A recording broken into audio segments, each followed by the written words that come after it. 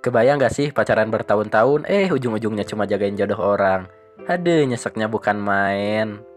Bosan sama kisah film yang begitu-begitu saja? Coba dah tonton film tentang jagain jodoh orang yang bisa bikin kamu ketawa, nangis, dan nyesek. Di urutan yang pertama ada On Your Wedding Day. Dibintangi oleh dua bintang top Korea, yaitu Kim Yong Kwang memerankan karakter Hwang Woo-yeon, sementara itu Park Bo Young berperan sebagai Hwang Seung-hee. Alur ceritanya sendiri mengangkat kisah Woo-yeon dan Seung-hee di masa SMA. Seung-hee adalah anak pindahan yang pesonanya bikin ia sering diganggu siswa pria di sekolahnya. Ia pun berpura-pura pacaran dengan Woo-yeon agar tidak diganggu. Perlahan tapi pasti, Woo-yeon pun mulai jatuh cinta pada Seung-hee. Sayangnya, keluarga Seung-hee yang kurang harmonis karena ayahnya seorang pemabuk menyebabkan sebuah masalah. Ia pun memutuskan untuk meninggalkan Woo-yeon dan pindah bersama ibunya. Setahun kemudian, mereka bertemu kembali karena kuliah di universitas yang sama. Woo-yeon masih menyimpan perasaan pada Seung-hee. Sayangnya, saat itu Seung-hee sudah memiliki pacar. Woo-yeon yang masih terus berusaha mengejar akhirnya berhasil mendapatkan hati Seung-hee. Mereka pun menjalin hubungan kembali dalam waktu yang cukup lama.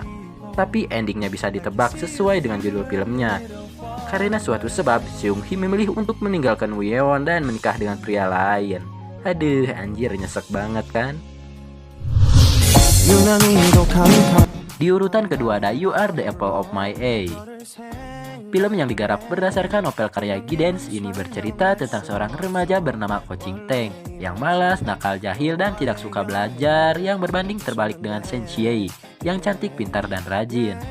Mereka dipertemukan karena hukuman dari gurunya kepada Ko Ching-taeng untuk duduk di depan Shen Xiei. Pertemuan mereka membuat keduanya semakin akrab dan menimbulkan rasa suka yang berlanjut hingga dewasa. Namun Ko Ching-taeng harus rela cintanya hanya bertepuk sebelah tangan. Haduh.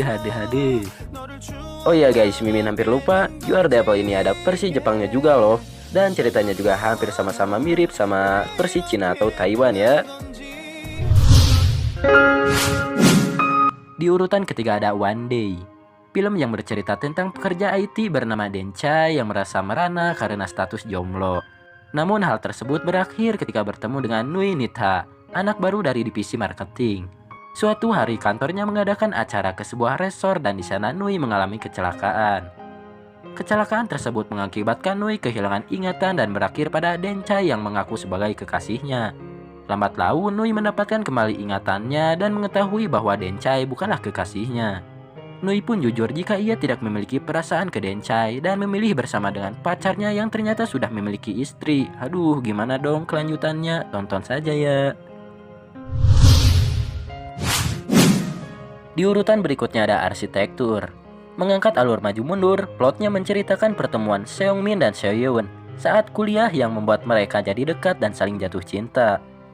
Biarpun selalu bersama, tapi ternyata sesuatu membuat mereka harus berpisah. 15 tahun kemudian ketika Seungmin sudah menjadi salah satu arsitek sukses, Seoyeon tiba-tiba mengunjunginya di kantor dan meminta bantuannya untuk merenovasi rumah milik Seoyeon di Pulau Jeju. Pertemuan ini kembali membuka memori lama tentang perasaan yang belum usai. Biarpun begitu, endingnya tetap saja ternyata masing-masing hanya jagain jodoh orang satu sama lain. Nyesek banget gak sih? Di urutan terakhir ada Joss. Alurnya sendiri menceritakan tentang Joss, seorang gadis muda yang punya banyak mimpi, namun terhalang oleh keterbatasannya sendiri. Suatu hari ia bertemu dengan Lee Yong Sok yang dikenal sebagai pria playboy dan sering tebar pesona. Tanpa disangka keduanya jadi dekat dan saling jatuh cinta. Biarpun sama-sama melewati momen bahagia, tapi pada akhirnya Joss memilih untuk melepaskan Yong Seok karena tidak ingin membebaninya karena keterbatasan yang dimilikinya. Realistis sih, tapi tetap saja bikin nyesek saat nonton. Jagain jodoh orang memang terasa menyesakan, tapi masing-masing film memberi pelajaran berharga bahwa sekeras apapun berusaha, kalau bukan jodoh bisa apa?